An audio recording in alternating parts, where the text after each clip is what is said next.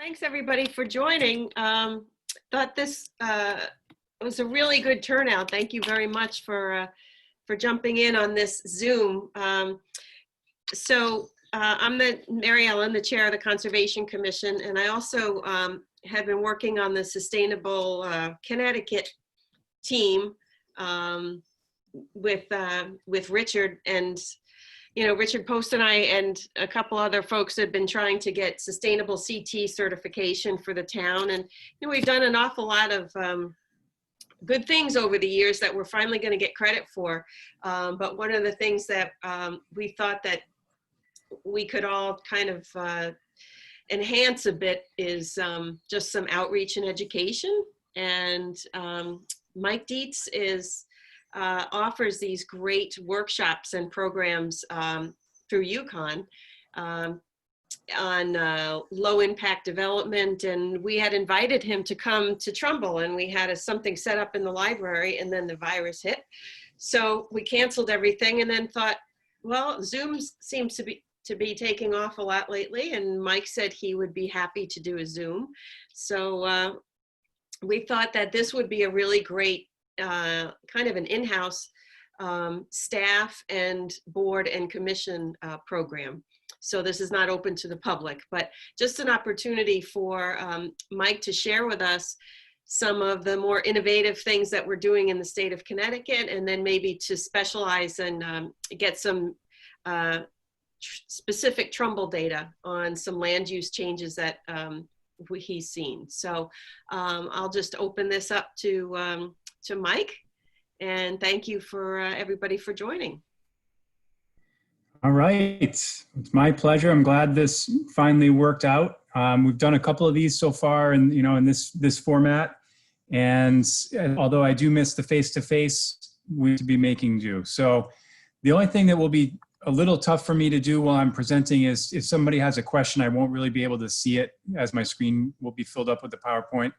So we can, I'll pause here and there and ask if anybody has a question, and that way you can just ask at that point, or obviously we'll have time at the end for that too. So I'm gonna go ahead and share my screen then. Does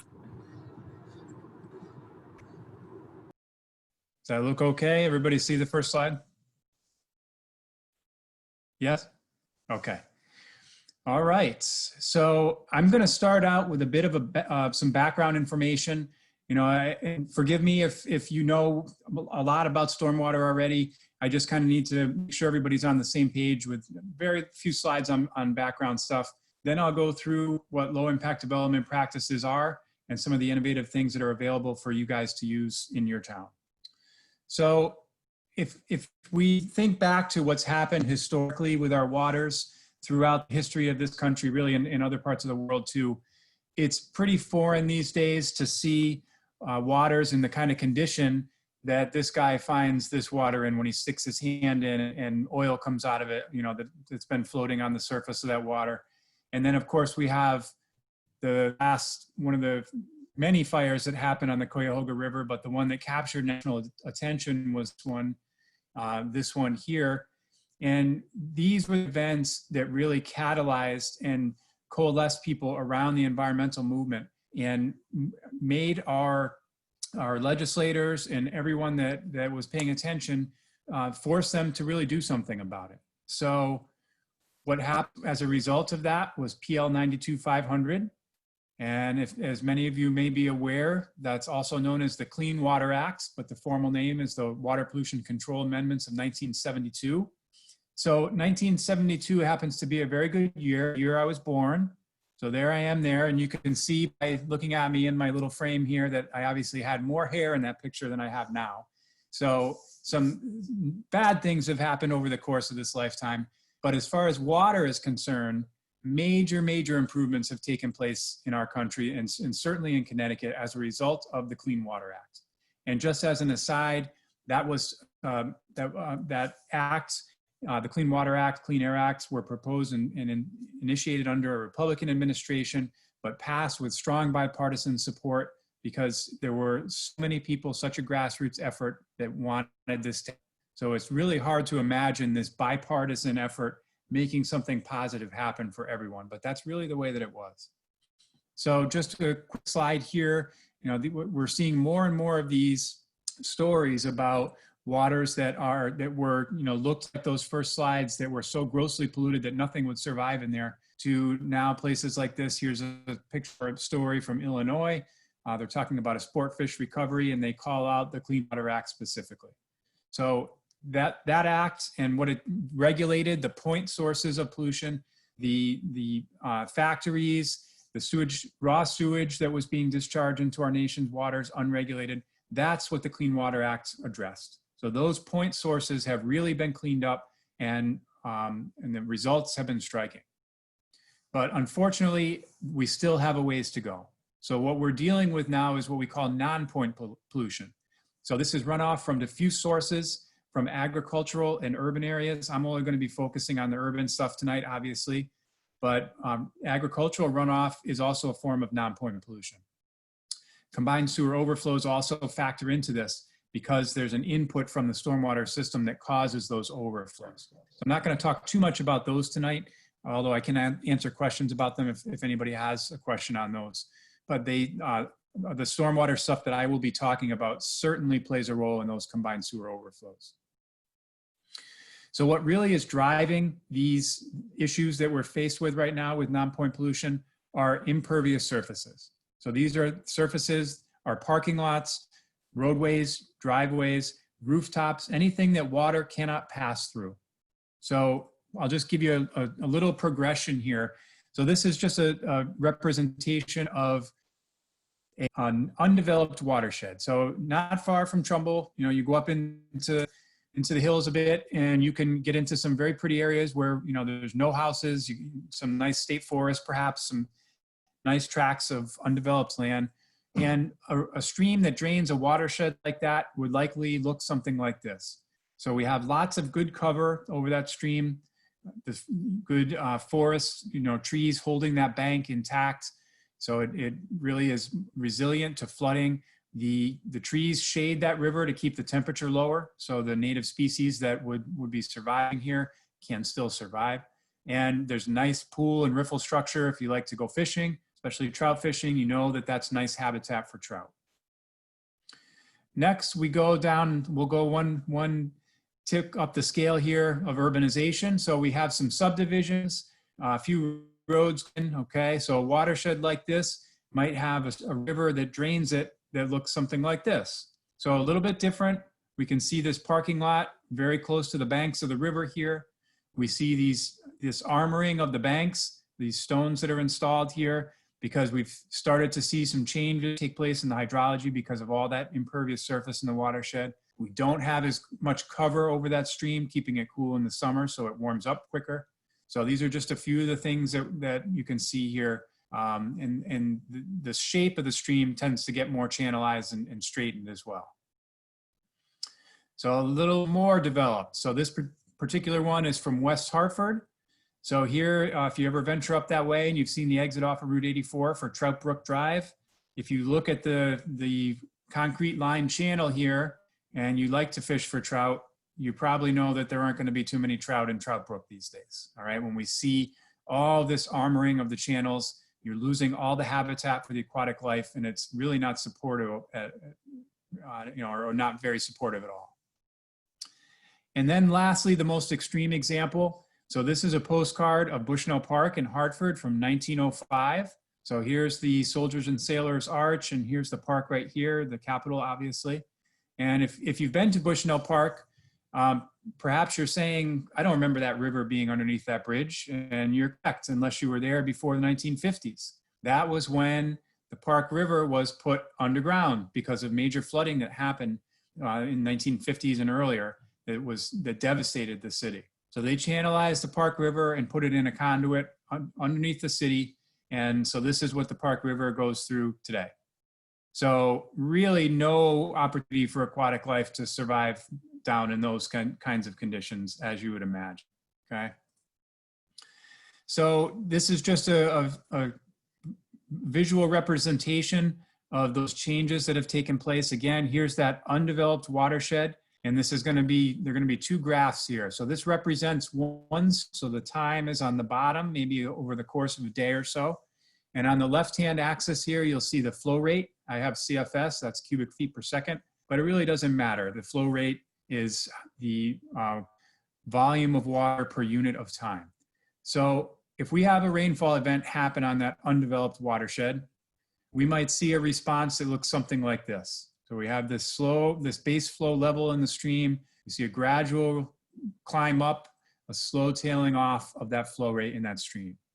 For that very same rainfall event on a watershed that has a lot of development in it, like this one that you're seeing here, the very same rainfall event, we would see a very different response in that stream. So we would see much more runoff and a higher peak rate of runoff. So there's more volume coming out and it's coming off faster and it's getting there quicker. All right, so the timing of it has shifted too. So major changes to the hydrology, and this also drives changes in the quality of those waters too. So this is some data from the state of Connecticut. The Department of Energy and Environmental Protection did some sampling a number of years back in watersheds around the state. And they looked at the amount of impervious cover in the watershed. So that's what you see along the bottom scale here from 0 to 30%. On the left-hand side, this is the macroinvertebrate multimetric index. So this is it's an estimate of how, what kind of bugs they're finding, macroinvertebrates they're finding in that stream. And there's certain bugs that are intolerant of pollution. So a high macroinvertebrate MMI means that it's healthy water. All right, so above 55 means that it's healthy for aquatic life. And in these low ranges of impervious cover, we see quite a few that are above that. We still see some that are below, so there's a lot of variability in this low percentage of impervious cover.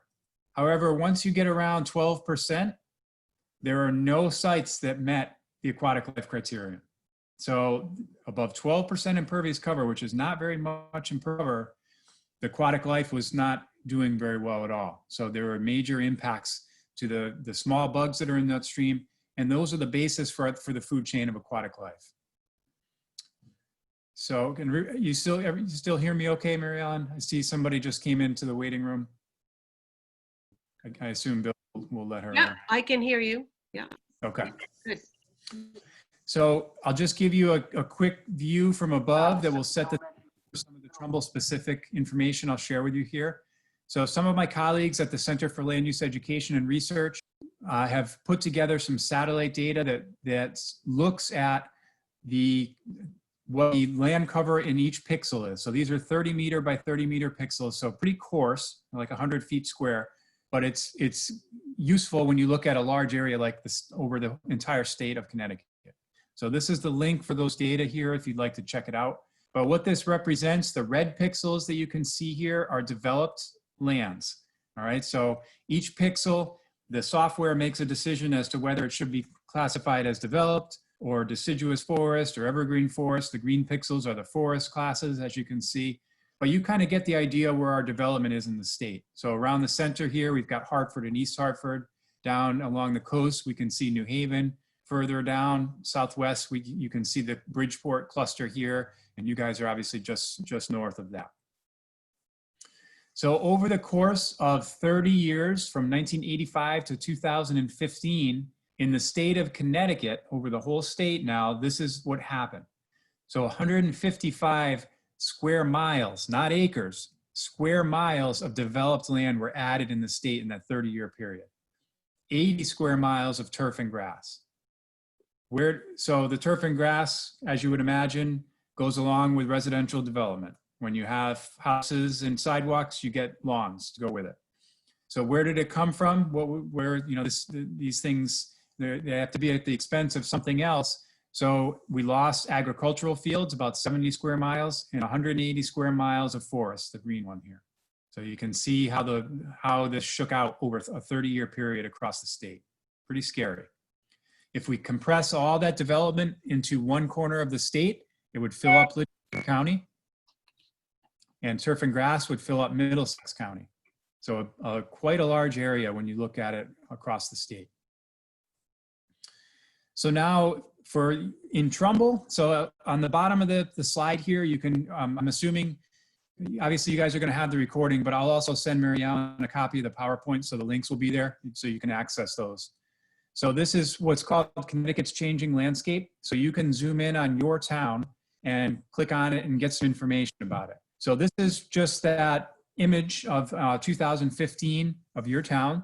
So you can see some forest pixels here, the greens, but you guys have a fair amount of developed areas and turf and grass in there. Okay, so that's just a visual representation of it. And then if you look at the numbers here, I'm not going to go through these in detail. They're very small. I mostly put this here just for your reference, so you can take a look at it afterwards if you'd like. What is perhaps the most interesting is the pie chart on the top right there. So you can see there's your breakdown for 2015. So your developed lands in the town of Trumbull are about 44% of your total land area.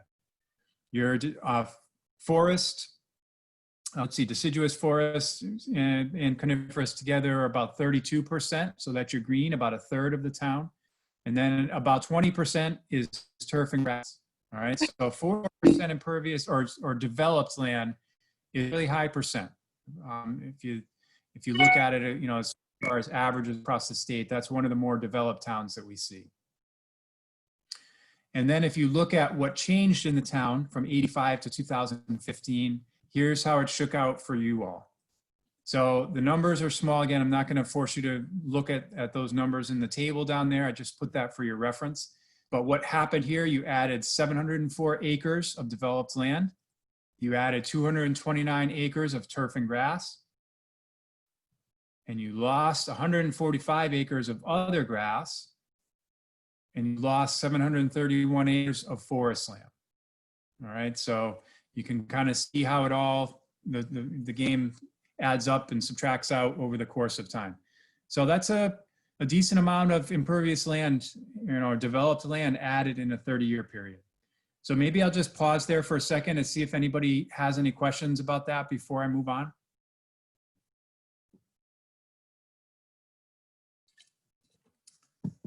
Is that surprising? I'm sure that just like other parts of the state, the past few years since the recession, stock didn't see a ton of growth. So I would say since 2012 or 15, probably haven't had a huge growth spurt in the state like we have in some parts of our past. But we all are well aware of the building booms that happened in the 1980s and 90s around here. Good. So I'll if there are no questions. I have a question. Yeah, sure. Go ahead, Marshall. Okay. We are a fully developed town. Okay. There's virtually no undeveloped land. We're at a tear down and rebuild stage. Gotcha. Okay. And I know as I've sat through zoning hearings and things, we're looking for changes so that what's being done will take the groundwater, not have runoff, to take care of those changes. So looking at really what happened until 2008, where we reached fully developed, I don't get as nervous because we don't have the acreage to lose anymore. Yep. Okay. Development. Changing whatever is being built on developed and redeveloping land, because I think that's the stage. We're mature. There are other areas of the state that have land to build on. Nobody's going to put up a 200 home development because it doesn't exist here. Right. So that's my concern. I just, don't get crazy about what happened from 85 to 2005 is over with, and there's no opportunity to do that again in Trumbull. Yep. Okay, that's good. So some of the things that I'm going to talk about today, I have some information in here that I think will be particularly useful given that situation. So thank you for bringing it up. All right. So this is just the last little piece here about really the magnitude of this issue. So I come from a blue collar family. My uncle is still in the construction business. So as you can imagine, with me as a water guy talking about this stuff, sitting around our holiday dinner tables, the conversations can get quite lively. So my uncle always tells me, what are you worried about? It's not that big of a deal. It's just rainwater. Why do you make such a big deal out of it? Well, let's just look at one little site here. Here is your town hall and library. All right, so this is a Google image of it. So the two buildings and the parking lot in between. If we add up all that impervious area on that site, it's about 116,000 square feet, okay? So 2.5, almost 3 acres. If we get an inch of rain, 72,000 gallons of water are gonna run off that site. 1 inch of rain. You think about how often we get an inch of rain. It's pretty common around here, right? That's an unbelievable amount of water that has to come off that site, and it has to go somewhere. In our average year, we get about 48 inches of rain in an average year, 3.5 million gallons off of 2 small buildings and a parking lot. So now I know as you said, you are a developed town, but go to New York City or go to Bridgeport, go to New York City and multiply those numbers that I just gave you from that one tiny little site. And you'll see just for a simple 1-inch rainstorm, the billions and billions of gallons of water that have to run off and go somewhere. Now you can understand the magnitude of that problem. So it really is a big deal when you add it all together. So now we'll go into what we can do about it. So I'll talk about low impact development and site planning here. This is also called green stormwater infrastructure, but the term low impact development or LID started in the 1990s from the state of Maryland. They were dealing with issues with the Chesapeake Bay. So all of the goals of low impact development really center around that hydrology that I've talked to you about. So trying to preserve the hydrology of that site before it was developed. That's the bottom line here. All right, so all those things that go into that are what we're trying to focus on. The planning of that site before any development even occurs, and again, I understand you guys aren't in this phase right now, but even with a redevelopment, proper site planning can really go a long way. So just asking, where's the water currently going? Is there a way we can take advantage of the natural system, natural movements of the water that are taking place? Ways, instead of having high cost things to put in, can we design it in such a way that it manages water on site? So this is just one very small example from my colleague's driveway. He has a house in Glastonbury. He needed to repave his driveway. He wanted to put in some pervious pavers, which I'll tell you about in a few minutes. But when we talked about it and looked at his driveway, we realized that it wasn't draining to the road. It was actually graded off to the side, and the runoff from here went into the woods. So this driveway was not connected into that stormwater system, and therefore was not really causing problems downstream. He was managing it all right on his lot. So this site design, and again, this everywhere, every site is different, but just sometimes you do have the ability to make a small change in where water is directed, and that can save a lot of money in the long run. So the practices that we'll go through here, we'll talk about bioretention or rain gardens, pervious pavements, green roofs, and rainwater harvesting. So this is a very simple rain garden. This is from a colleague's house, Steve Trinkus, he's an engineer. And if we think about this in terms of cars, this is the base model rain, all right? This is like my first car. You crank the windows down, there was no air conditioning, okay? You were lucky it started when you came out. So this is the base model, not a lot of monetary layout for this one. Pretty simple, maybe 75 bucks for plants. This is the luxury edition. So we got the heated seats, moonroof, and all the bells and whistles of the fancy cars, okay? So this happens to be at the Secretary of State's house in Hartford. She had, this is just a very small postage stamp lot. You can see her neighbor's driveway on the left-hand side right here. So these homes in this era, they were constructed in the late 1800s, early 1900s. The gutter downspouts come down the side of the house. They're angled through the foundation and they go into the sewer line inside of the house. So the roof of that house, that entire building, is fed directly into the sewer system and is part of that combined sewer problem that we have in Hartford and many of our other big cities. So a very simple disconnection of that pipe and directing that water out into the front yard made a tangible difference here at this house. And no, this didn't solve Hartford's water quality problems, one house, but you add all those houses together and look at the potential disconnects that you could do, and then it really starts to add up. This is a small, kind of a medium rain garden, I would say, at the University of Connecticut. I worked with some students to put this one in. On the top left-hand side of the screen, you can see the downspout there connected from the pipe. It was going underground and discharged directly into a local river. And so, and we also quite a few large ones that have been installed. So this is again on the UConn campus near the Student Union. So a very large new building was installed as a redevelopment. So this was a site that the old building came down, a new one went up. And just as you said, Marshall, they were looking for ways to deal with that runoff in a better way. So the water is directed into this large bioretention, and it's been performing quite well through the years. And these are the other things that I was thinking about. So, you know, it's a common misconception. You know, people would say, okay, yeah, you know, rain gardens and all that is great if you got land to put it into. You know, you got new forest land that's being converted into a development.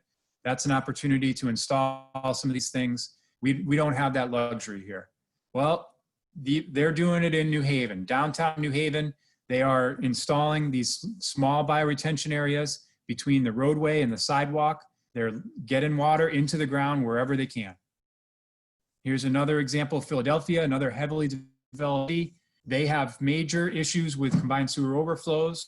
They have a big effort underway to handle stormwater, to keep as much of that stormwater as possible out of the system to avoid that problem in the first place. Then also down in Washington, D.C., I was down there for my annual conference in February.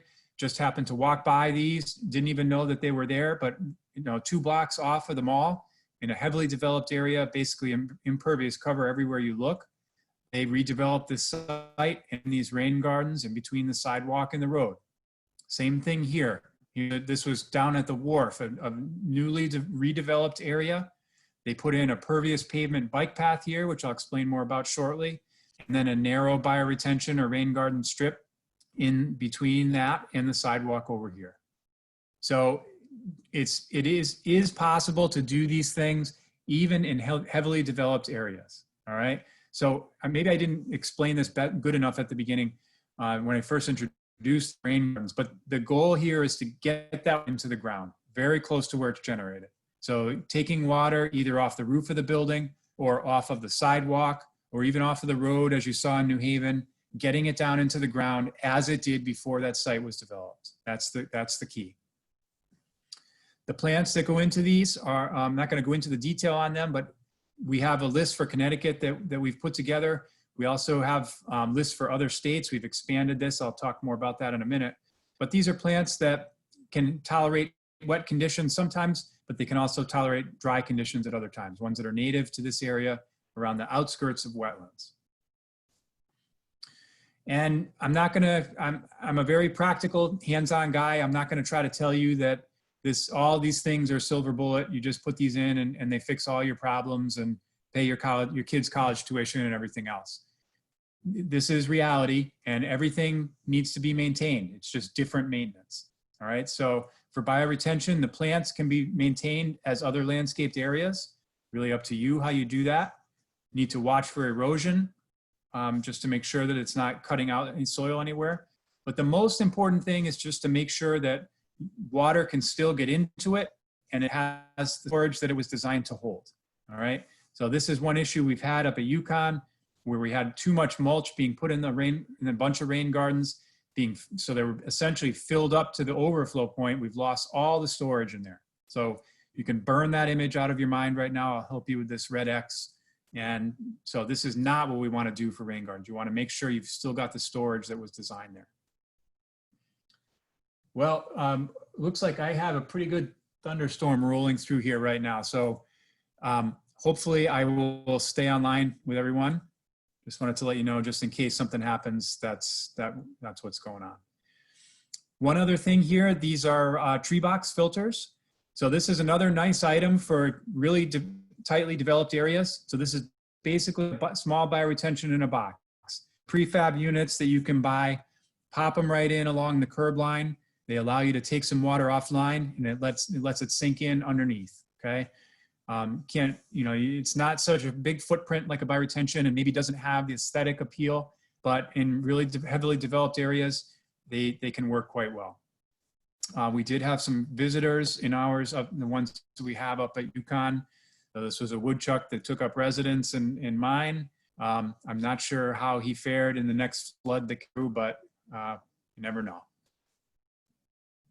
This is just a variation on that theme. So this is Victor Benny from the town of East Lyme. He basically built his own prefab box here and saved a lot of money. So they're making these in town, installing them wherever they can. And so it's the same idea, just getting that water down in the ground before it leaves the site. Green roofs are another nice tool. So these are especially nice in really developed areas where you've got a lot of rooftops. Our big cities, Chicago used to be the nation's leader with over 1 million square feet. New York City is rapidly taking over as a leader in the country. Europe has a lot of these too. They've been far ahead of us in implementing green roofs. So this is a very thin media, not a thick, heavy soil layer. That's the older style. This is a thin, maybe 4 to 5 inch thick layer of expanded shale and other minerals that allows low plants like sedums to do well up there. But you're not going to grow big trees in a situation like that. But the media is nice and light, which makes it suitable for buildings that don't have, huge concrete floors for structural support. So we do have some of these in Connecticut. We've got quite a few up at UConn. They provide a nice energy benefit too. So it's not the stormwater benefit. So these will capture and release about 50% of the rainfall that falls on them over the course of the year. There's research that was done on this right here at UConn, but they also do have that energy benefit as well. So reduce heating and cooling costs. And there's also habitat value. So the day I took this picture on the bottom left with all those yellow flowers in bloom, that thing was covered with honeybees, not honeybeans. So in a sea of asphalt, this was a nice little refuge for honeybees. And they can also be utilized as nice space. So this rooftop, if this were a traditional black EPDM rubber roof, nobody would want to be sitting out there in the summertime. You would roast out there, it would not be pleasant at all. But now this makes nice habitat for students, for example. This is at Etna and Hartford, so just a nice example there. And there are also several nice alternatives to traditional concrete and asphalt for our pavement surfaces. So I'm going to go through a few of these in detail for you. The one thing that they all have in common, so the top layer is going to vary. So I just show this porous asphalt as the top layer here. But really any of the pavements that I'm going to show you, you could just substitute in that type for the top layer. What's below that top layer is really what's important. So we have this coarse stub base of, usually it's about inch and a half crushed stone. Then there's a 2 to 3 inch choker course. This is also a smaller diameter crushed stone. This is what allows those pervious pavements to function and allows that water to sink down and get down into the native soil. So water can pass through that top pervious pavement layer, and then it gets down in very quickly, can go down into the subgrade. So if you tried to install the regular pervious pavement, that top course, over regular processed gravel, which you would put under a parking lot, it's not going to work well because that processed gravel has a lot of fine material in there. And when it gets packed down, it does not allow water to move down through it very quickly. So that's a key difference here that all these things have in common. So this is the first type. These are permeable interlocking concrete pavers, or PICPs. These are very similar to traditional block pavers that you may have seen on a patio or like a cobblestone, in big gathering areas, but they just have spaces in between so that when you put them together, they get filled with a small crushed stone and water can pass through it, okay? So these are just variations on the theme, same idea here. Here we have some up at UConn. So on the right, you can see these are PICPs, see the little teeth that are holding them apart. So the water will pass down through those openings in between each of the blocks. And you can see the regular asphalt on the left here, sheeting that water off and coming down that center sluiceway here. But there's no water running off this PICP area. So it's a very stark difference. Can I interject and ask a question, please? Yes, yeah, go ahead, Tony. Yeah, so Tony Silver from Inland Wetlands and Planning and Zoning. So two questions, and you might be getting to it. One is, Are there any towns in the state that require new development to have permeable surfaces? And two, is there a cost differential between traditional and permeable? I'll answer your second one first. So it depends on the type of paver. So the paver blocks themselves, so like these blocks that you can see right here in this picture, they are the same price as regular paver blocks, all right, that you might put down on a patio. But to have somebody install that on a sidewalk or a large area, it's going to be more expensive than regular concrete. It's just this manual. They have some automated methods to put them down now, but it's labor intensive. If you're talking about some materials, which I'm going to talk about in a second, like permeable asphalt, permeable concrete, that material cost is about 50% more. Well, this was about 2 years ago. I would imagine it's probably come down even more. But let's assume that it's about 50% more for the material. The base preparation is just different. It's not, maybe it's a little bit deeper. So you've got to have maybe 12 to 8 inch deep, that storage layer below. So that might be more than you would put down on a regular parking lot. I'm not sure what the typical processed gravel depth is. So it might be a little more for those materials. So on a retrofit situation, it would cost you more to go with the Pervious option. Where you can save money is in a new installation. And again, I realize you guys aren't so much in this station right now, but if you're building a new parking lot and you don't need to put in so much of the curb and gutter stormwater, that's where you can save some money too. So that's the situation that can make you come out actually saving money by going the Pervious route. So to your first question about towns that have required permeable pavement, I would have to check. We have, my colleague Dave Dixon oversaw some efforts a few years ago looking across the state at regulations related to low impact development. I don't know that there are any towns that specifically require Pervious. The new MS4 stormwater regulations, which I'll just touch on briefly at the end, require you to consider these things first. So that has to be written into your regulations. So if you're not in that realm and you know, haven't seen some of the stuff, the webinars and other conferences that we have done about MS4 stormwater stuff, I'll direct you to that site at the end, because those regulations are in place, and that is in place now. And I forget exactly the date when that's supposed to be done, but all the MS4 towns do have to do some of this stuff now. So specifically, if any town has required the permeables, I go offhand, but I can find out for you. Thank you. No problem.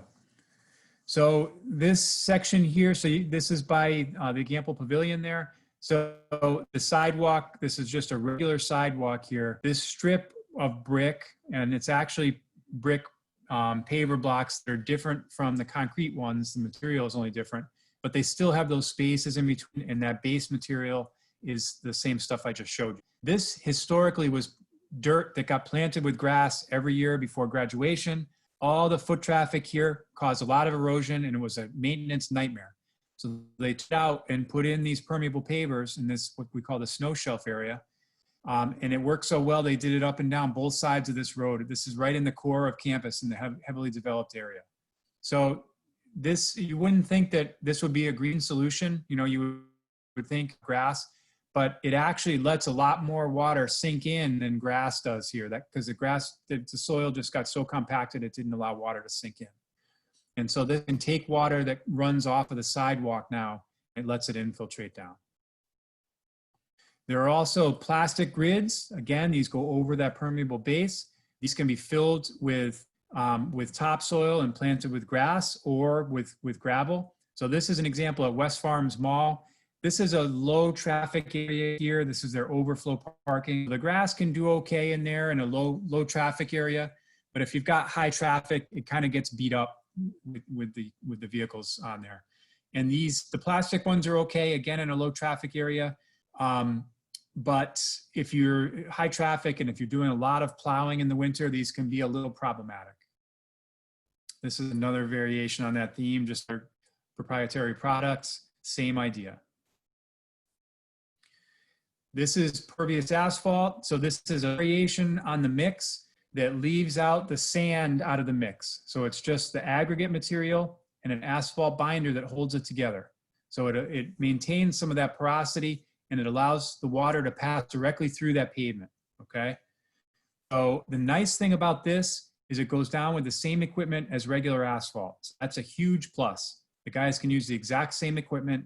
And Tilcon, one of the biggest pavement companies in the state, they put this line, they put a couple of ours in up at UConn. So they're very much very knowledgeable about how to do this, and they got the mix dialed in pretty nicely these days. So it's a pretty easy product to get these days where it was not before. Here's another few examples up at UConn. So a couple of parking lots near our student dorms. And these are the travel lanes that were paved with Pervious here. In the center lane, or sorry, the parking lanes were Pervious. The travel lane was regular asphalt here. So that can save you a little money too. Pervious concrete is also an option. So this, just like the asphalt leaves the sand out of the mix, same thing for this. So if you mixed up concrete before, you know that it's some sort of stone aggregate, it's Portland cement, it's sand and water. This leaves the sand out of the mix. So it's just Portland cement, water, and aggregate, but it's a very specific ratio. So, you know, regular concrete, if you're off one way or the other, you know, you fall in there and it cures and you're fine. This stuff is very finicky. The ratio is extremely important, and it goes down with a different technique than regular concrete. So it's really, really should be done by someone who has experience in how to install pervious concrete. So the National Ready Mix Concrete Association maintains a list of certified pervious concrete installers that you can refer to if you'd like to find someone in our area or in your area. Because of issues, we've had a couple of failed projects that when they did not go well. This company up in Yarmouth, Maine started making precast pervious concrete sections. So these are 5 feet by 8 feet. They build them in their facility. They have all the quality control. They cure for enough time. That's another issue with the pervious. It really needs to cure for a much longer time as compared to regular concrete. So they make these in their facility. They deliver to the site. You prepare your base. You can see this crushed stone down here. You drop it in place, and you've got an instant parking area or sidewalk or whatever it may be. So we've installed a bunch of these up at UConn. Here's a lot where we replace all the parking stalls here with their precast slabs. It's been holding up extremely well. We're really happy with this product so far. So again, just like with the bioretention, I'm not going to sugarcoat it that you put it in and about it. The pavement surface will hold up fine. So that's one thing that we've seen. Because of that base material, you don't have the frost heaving in the winter like you do with regular lots. We don't have cracking. We have a 10-year-old lot with pervious asphalt. There's not a crack in it, not a frost heaving, 10 years old. That's unheard of. But if you neglect the maintenance and do not vacuum it out, you're not going to get the infiltration of water that you want to have. So first of all, you don't want to sand them in the winter. They can be salted. They don't actually need as much salt because that water, when it melts, has a place to go. So you don't have the refreezing like you do on regular asphalt. But you don't want to be sanding them at all. And you want to make the clean needs to be done. How often is just dependent on how much sediment gets loaded onto it. It's a high traffic area, will need to be done more often. But it needs to be done with not just a regular street sweeper, but a regenerative air sweeper that really can suck out that material and get it out of the cracks in the crevices. Is there a special salt that's required? No, there's no, for the asphalt, it doesn't matter. You can use the same regular salt, sodium chloride, magnesium chloride, any of the I had a very bad experience with my tenant putting lots of salt on the steps of this house. The porch fell apart, and doing a little research, you find out there's only certain salts that we should be using on concrete. Concrete, yes. But with asphalt, yes. I'm thinking of asphalt. With the asphalt, it doesn't matter, but you're correct. With concrete, you have to be careful, especially if it's fresh. You know, if it's recently installed, it's more susceptible to the salt. Yeah, that's a good point. I'm going to disagree with that maybe, but that's like the stuff you buy for cat's paws and that cat stuff, that Yeah, I'm not sure. Like, I know that up at UConn and many other places, they have just been using the standard sodium chloride, and it's been holding up okay. But yeah, I'm not sure which of those other products would be the best. In general, though, the best thing is just to use less of it, and that will definitely lessen the problems. You don't need as much for sure with these pervious products. But that's a very good point. Was it John that asked that? Yes, it's John. And I just had a Okay. bad experience with it. I had to replace an entire porch because my tenant over salted it, and I didn't realize it really. I went over one day and like the stairs were melting away on it. Yeah, yeah, Yeah, Mike, I have a yeah. It can be quite corrosive. Mike, I have a question. Are you concerned about the sodium chloride increasing when you're salting impermeable pavement and you have drinking water wells nearby? That's a really good question, Richard. And yeah, that's something that we've actually done research on this up at UConn. A colleague of mine and me have done this, and it really is, it's site specific. So what we found at UConn, and this would generalize well to you guys. So in a developed area where you already may have an elevated level of salt in the groundwater, in the wintertime, your pervious lots gonna add some more to it. But over the rest of the year, when you've got all that rainwater that's coming through and flushing down through it, it's actually improving the situation in the shallow groundwater. However, if you've got drinking water wells nearby, you definitely want to pay attention, especially if it's not in a real heavily developed area and your groundwater is pretty pristine. I would certainly evaluate that on a case-by-case basis. And in fact, this was just the case up at UConn. We had a situation where there was a new building being designed, and it was near the edge of campus, and the grade was away, and there were some homes nearby. And I recommended not using a permeable product because I know it gets salt there. So we're dealing with the water in a different way. But yeah, on a case-by-case basis, if you've got sensitive wells nearby. Good question. So if you do neglect it, you need to bring out stronger equipment to maintain that. So this, I'm not sure if the play for you, I don't know if you can hear the sound or not, but the sound isn't too important. But these guys are coming in. This is high pressure water and high suction, cleaning it all out. So big trucks always equal big money in my experience. Again, this is my uncle's construction business. You know, whenever he shows up at your door, it's $1,000 no matter what happens. So you want to try to stay on top of that maintenance. So here's one of these lots up at UConn before the maintenance was done. Here it is after. So it really did renovate the infiltration capacity.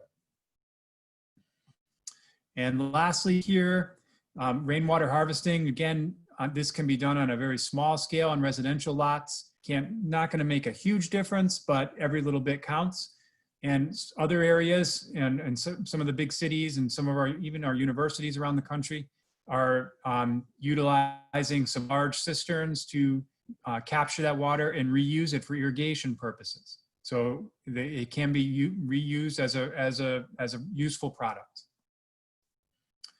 I'll just show you a couple of our tools that we have available that can assist you in highlighting some of these things that I've talked about and seeing what's in around your area and around the state. So first of all, we developed an app for rain gardens.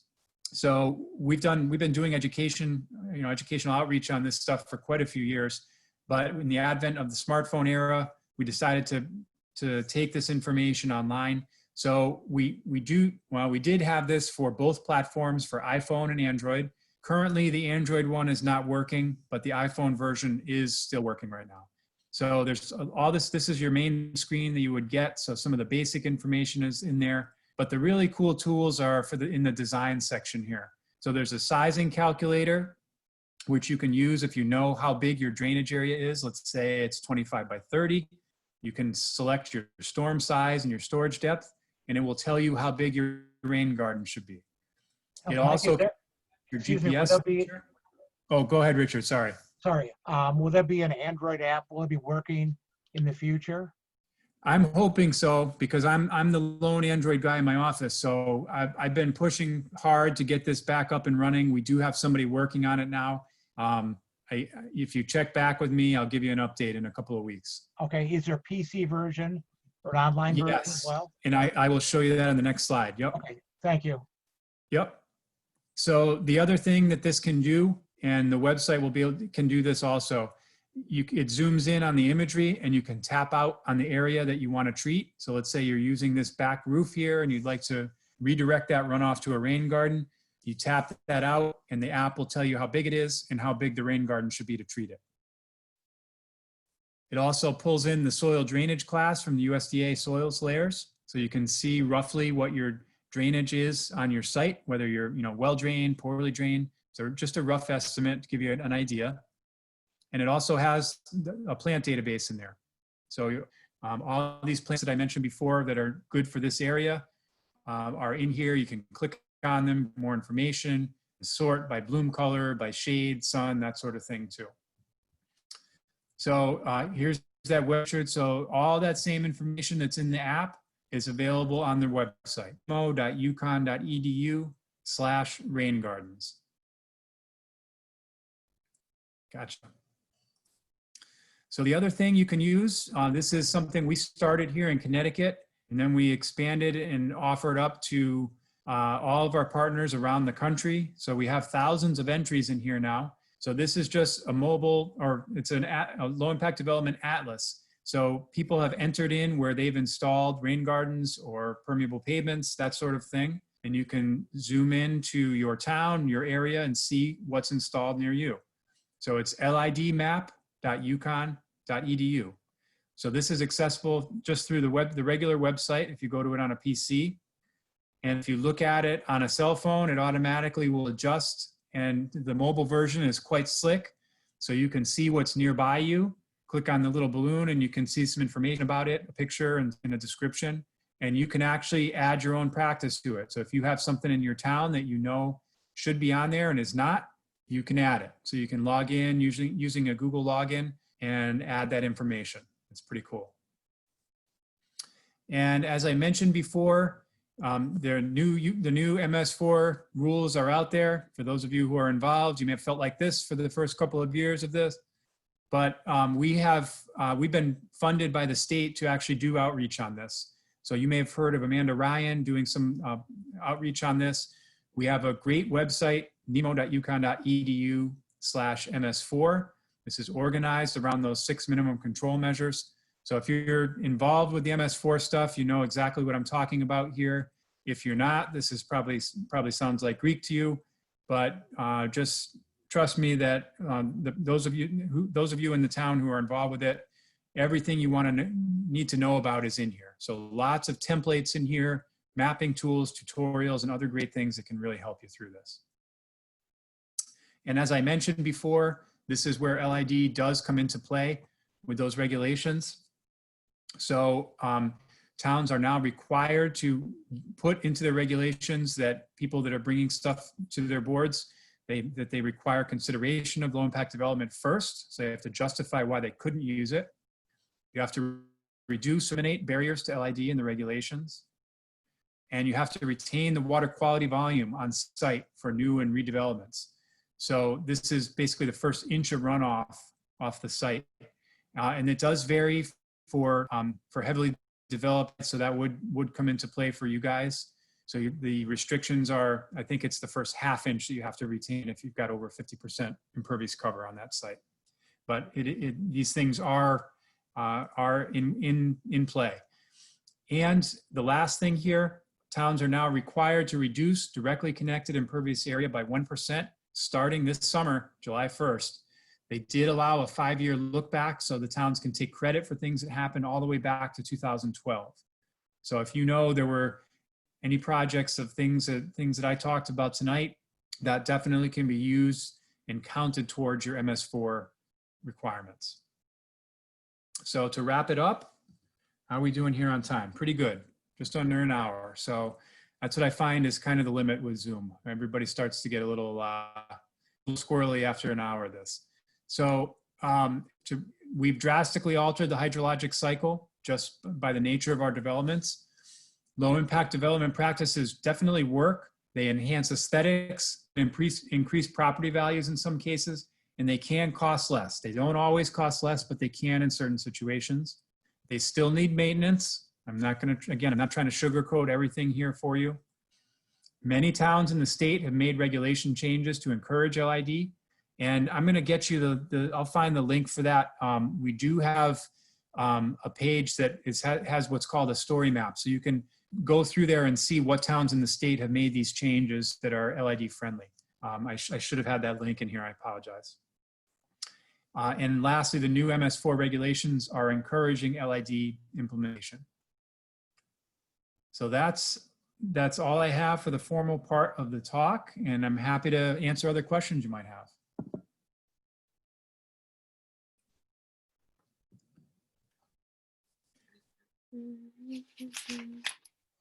Mike?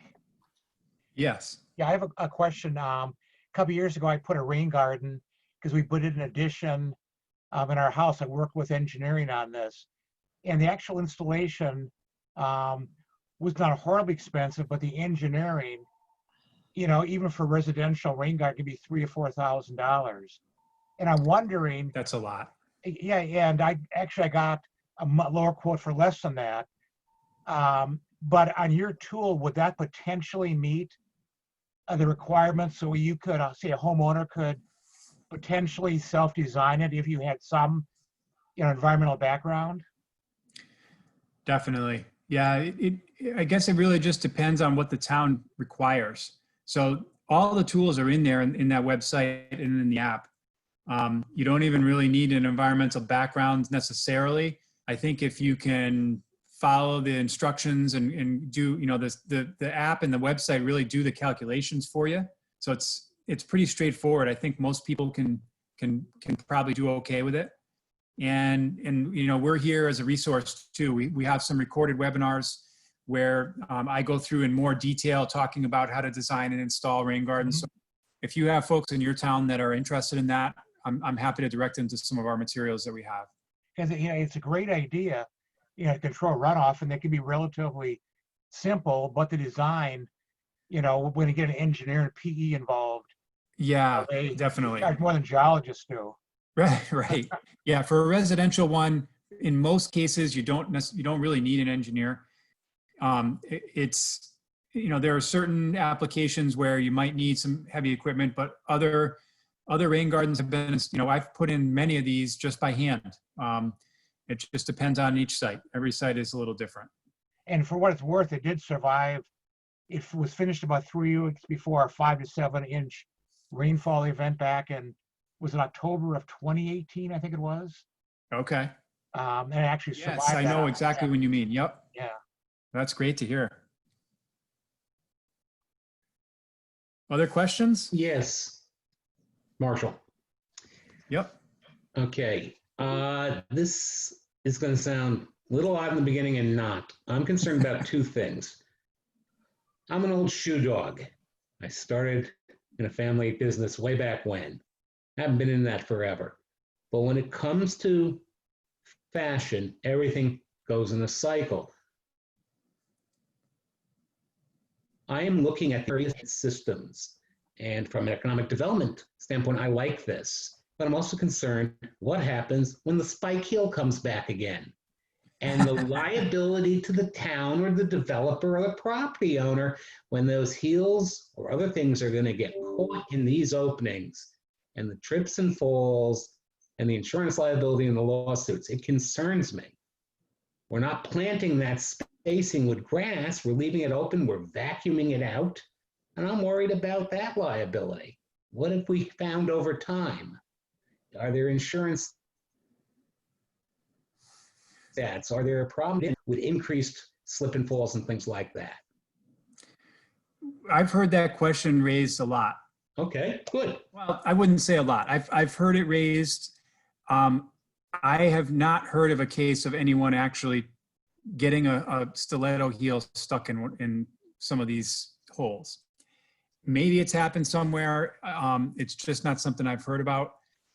If that's a concern, then the The ones that have the tighter pores, like the pervious concrete, pervious asphalt, those are better because those pores are too, you couldn't get a heel down into those. Okay, well, this is why I was That asking. that could be a Because it's better all option. cyclical in fashion. It will come back. And it'll be, common, not an unusual person wearing them. I'm sure the ladies are not sad that stiletto heels are on the way out. I would not want to have to wear one of those things for very long. Nope, never worn one, never will. Never have to worry about it. I think there's greater liability when mail trucks go underwater in Trumbull Center than heels going into. Because our town center is in a major flood basin. So, Gotcha. but anyway, but I have to say, Marshall is 100% right in terms of what development we're seeing in this town. It is redevelopment. Yep.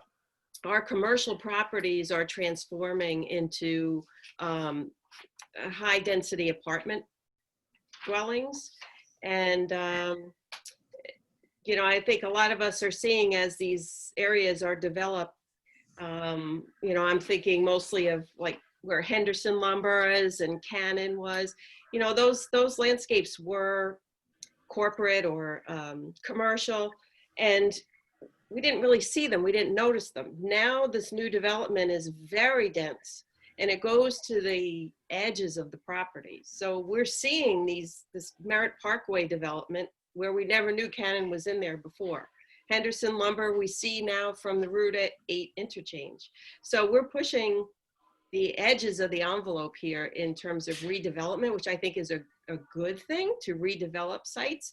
But Sure. it seems that the redevelopment seems to be more extreme because the property is a lot more expensive. So they're using every possible inch that they can. So I love seeing illustrations of, these bioretention areas because you're adding trees and shrubs and green areas back that are not just pretty, but they're highly beneficial for That's exactly right. stormwater management, for carbon sequestration, for all those other things. So it's, some of these things might be expensive going in, but they're multifunctional. So That's exactly right. Yep. if we could factor in the cost savings there, that would be a great benefit, I think. Yeah. And there's also the other benefits that are hard to quantify. The aesthetics are really, it's a big improvement in many cases, and it makes a pleasant area to be. It's a place that people want to be around. Sometimes it's hard to quantify those things, but they can really be important, especially in our really, our heavily developed areas. That's why I really make a point to show the stuff like from DC and Philadelphia and even New Haven. They're going in, they're very successful. They're getting buy-in from the residents that are nearby. This is the New Haven example. So it can work. It's not easy. I'm not going to tell you they're all easy, but I just want to let you know that you can do it on a really developed site with a little creative thinking. Mike, I'm sorry, question? Yeah, go. While you're talking, asking your questions, I'm just going to try to find that other link that I mentioned to you. So go ahead and I can hopefully do two things at once here. Okay, so it's very simply, what should local land use boards do in terms of modifying regulations to become proactive on low impact development and hydrology management? I would say to look to there's a section in the MS4 website about that. So I can't remember if we have model ordinances there or not, but there are suggestions. The site that I'm looking for right now actually will be a big help for you, I think, because you can see what other towns have done. Yeah, I'm thinking in terms of regulations, but anyway. Yeah, no, that's what I mean. That's the site that I'm trying to find now shows you what towns have changed in their regulations. Thank you. Yeah, and so the MS4 one will be one place to start, and then the site too. I think I found it here. I'd like to make a comment about Pervious Sure. pavement. Being on a land use board on the Inland Wetlands Commission, I feel a little apprehensive about using that technique because we would allow it, and who's going to regulate it? You know, they're going to be sanding these parking lots, and they're going to fill in, and they're going to lose their ability to become pervious anymore. And I don't see the town going out and enforcing that. Yeah, the maintenance can be a problem. You know, some places have built-in maintenance requirements, something to do with the bonding. I can't remember exactly how they've done it, but other ones that have been funded by state funds, like you have to show the maintenance and document the maintenance plan. You know, there are ways to get around that to require, to make sure that they're holding up their end of the bargain. I would imagine it would only be feasible for commercial sites, and if a homeowner wanted to go that route, I don't think we'd ever be able to enforce that. Yeah, that's probably true. The good thing is on the homeowner side, they're probably going to be installing a rain garden. You know, not too many homeowners are probably going to put permeable pavements in. So the maintenance of the rain garden is pretty easy, and, you know, it can be handled by most people. And honestly, if they're taking care of it as landscaping in their yard and not totally neglecting it, it'll still be infiltrating water, which is what we want. I think just a comment for Trumbull. I think, you know, the bioretention things that Mike was showing, you know, along highways, maybe control runoff. There's a critical runoff area that we may have enough volume to soak it into the ground and not have it run off. Could help, you know, rain gardens and things. But there was one site, I can't think of the name, Mary Ellen, there was that site where they want to develop that couple acre parcel and use permeable pavement for that. And that wouldn't have worked there, you know, because of, they were going to sand it, because the driveway would have been on a, you know, steep slope. That wouldn't have worked there. But there are simple things that we could do in Trumbull, you know, that would meet, you know, our goals and can actually look kind of nice. Now, just what it's worth, my rain garden is not so much a garden as a 20-foot diameter hole in the ground with decorative rock. And so they can have plants, but the plants That's right. make it a little bit harder to, you know, maintain it. So sometimes decorative rocks. They are multifunctional, I think is the key. Yeah. Make one more comment about detention. You really didn't seem to mention about any galleys underneath commercial parking lots. They almost call them ponds underneath them. Yep. Is that a better way of doing LID than the pervious pavement, for example? It can certainly be done. And I guess the only thing I would say, it still needs to be thought about maintenance wise. So if it's neglected and it gets clogged up underneath, it's, you know, I mean, you don't fix that. It kind of is just done. So if you know, if the sand, you know, usually those have like a Vortechnics or some sort of unit like that as a pre-treatment to settle out any heavy particles before it would go into there. So they can work. It can be a, you know, a perfectly good way to infiltrate that water underneath the lot. I kind of like being able to see it, you know, like go into a bioretention area where you're getting other benefits of that wild, you know, the habitat, those other things. But there are certain situations where, you know, the galleys under a parking lot are your best option. So yeah, thanks for bringing that up, John. I probably should have mentioned that, especially for you guys. But they can work. The maintenance is important for those two. I have a question. Did you find that site that I'll just show you this very quickly so you have it as a reference. I'm going to share my screen quickly because I don't see a way to paste it into a chat box here.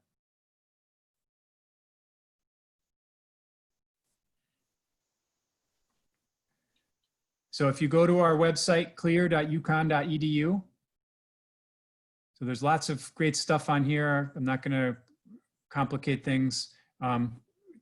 But if you go all the way to the bottom right, you can see this one that says the state of low impact development. So if you click on that, this will bring you to what's called a story map. You can read about what other towns have done. and there's actual live links out to all those regulation changes that they've made in regards to low impact development. So that might be useful for all of you. Cool. Was there one more question? Was it Joanne? Yeah. Hi. I'm always looking for unit costs for when I have to do estimates for anything like this. Is there anywhere on your site where you show average or typical unit costs for any of these?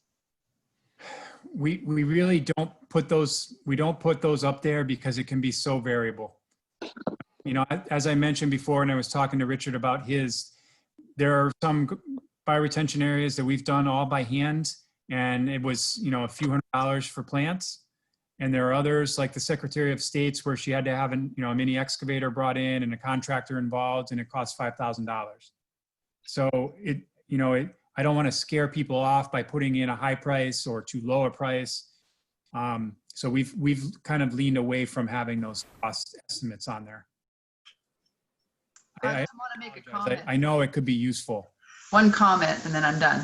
Sure. My experience has been the weeding of these things can be very difficult because invasives can move in. You don't even know they're an invasive until they're overrunning it.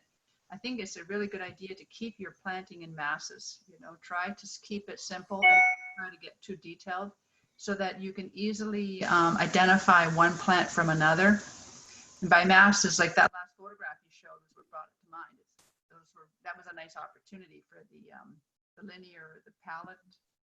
It's not always like that in a rain garden, but just something to keep in mind. Yep. Thank you. I'd like to say one thing before you hang up. Sure. This is Fred Garrity from Planning and Zoning. I think this is all really great, and it's always good. I agree with Commissioner Silber about we should probably look into what we can do to support this. But we have online here our town engineers. We have Tatiana and Bill Maher. And one of the things that I like using metaphors. This is what we're talking about here is kind of like the life preserver in a first aid kit that's going to go inside the lifeboat. We already have our rules and regulations for stormwater drain off that are enforced by regulation. And we're just trying to make sure that if we can get some of that out of the stormwater flow, and one of the things that I've heard a couple times here is cost. So I would love to see if we can get some recommendations from you and the engineers on where we can put encouraging language rather than requirement language, because there are so many drawbacks to cost and enforcement and viability for inspection and things like that. If we can do encouragement, because what we have found is if we empower staff to have the authority of encouragement, that developers will take heed to the encouragement language presented by our town planner or the town engineers and simply incorporate that before it comes to a meeting. Rather than us, we're never going to be able to design a process at a planning and zoning meeting or even at an inland wetlands meeting. The authority is probably, the approval of the plan, and stormwater rests with the engineers. Does it meet the state's requirements? And until the state requires this, it's going to be very hard for us and any of the smaller municipalities that are in competition with each other for redevelopment and development to require things that are, hey, if you want to develop in Trumbull, it's going to cost you an extra 10,000 per square foot, as opposed to if you went to Shelter. Those are the things that, we all have to be cognizant of, but we all want to protect because we've all seen the water flow through Trumbull Center. It's a great point. What can we do to take some of that flow off? So, I think not slicing the baby, but the solution going forward is what can we have as recommendable language that we can give through our town engineers and town planners to these developers when they are coming in? Because once it's in front of all of us, the ship has sailed. If they're meeting the state requirements, it's going to be really hard for us to change our language. So, the helpful hints on the way in are probably our best path forward. Yeah. I have a question, kind of probably for Bill. Has anybody looked at in Trumbull Center, what are the top two causes of the high runoff we had back in that huge rain event? What, This duration was so short yeah, and the intensity was so large that that was like a 500-year storm. Yeah. We're not going to design for that. We Yeah. never will. No. yeah, But it's That to wasn't Mr. Trumbull's. Garrity's point, our stormwater regulation, one of the first sentences in there strongly encourages LID. That's great. That's yeah. great. The other thing we've done for a couple of towns, basically it's a checklist. It was a brief description and then a checklist that the town could give to developers, just like you said, Fred, when, you know, here's what you got to look at if you want to develop in this town. This is what we're encouraging. And it steps them through the basics, and it's a checklist that they can go through and say, you know, have you considered this for the site? Why, you know, if not, why, you know, why do you think it won't work? Blah, blah, blah. So if that's something that's useful, we can share that, the one that we developed for the town of Mansfield. And you know, you can, you know, feel free to reformat, do whatever might work for you. Appreciate it. All right. I'm going to have to go, but thank you. This was very good. Thank you. No problem. Thanks for the great questions. Fred. Yeah, this was really great. So Mike, what other programs do you have like this? I mean, I think you might have a captive audience for a couple of months here. Well, on that CLEAR website, I would suggest going to that, because we just had a new webinar series that my colleague has developed. That's these short mini webinars. You know, we have been doing webinars for years, but the socially distanced webinars are new, and they're short little clips, you know, 30 minutes or less. So there's a whole bunch of them that are in there now. So I encourage you to explore the CLEAR website. There's a lot of great stuff in there. Okay. Well, this is great. Does anybody else have any more questions? No, I'm so impressed at the turnout. And Mike, I mean, we have planning and zoning and inland wetland, the chairs and co-chairs on here, economic development, conservation, town engineers, everybody showed up to the party tonight. That's fantastic. So I really Thank you all for coming. Yeah, I really appreciate it. And you know, all the towns have challenges, and you know, I think we have some really good guidelines in place, as Fred said, and both of our town engineers are on here, and you know, we're all on the same page, but certainly having a description and a checklist and some way to, as Fred said, develop encouraging language is what will make the difference, because you know, as Bill said, the storms are different. They are high volume in high velocity in short period of time, and so these aren't your grandmother's storms anymore. So you know, we can wait for new regs to come in, or we can try and be a little proactive here with, you know, letting nature do what it can do by setting aside some of the natural systems to manage the stormwater as best it can. So thank you. This was really great. I'm glad. You're very welcome. Yeah, thank you very much, Mike. I'm glad it worked out well. Thank you, Mike, very much. Great. You're welcome. I'll send along that information for you. Okay, thank you. All right. Good night. Hi, everybody. Bye now. Bye.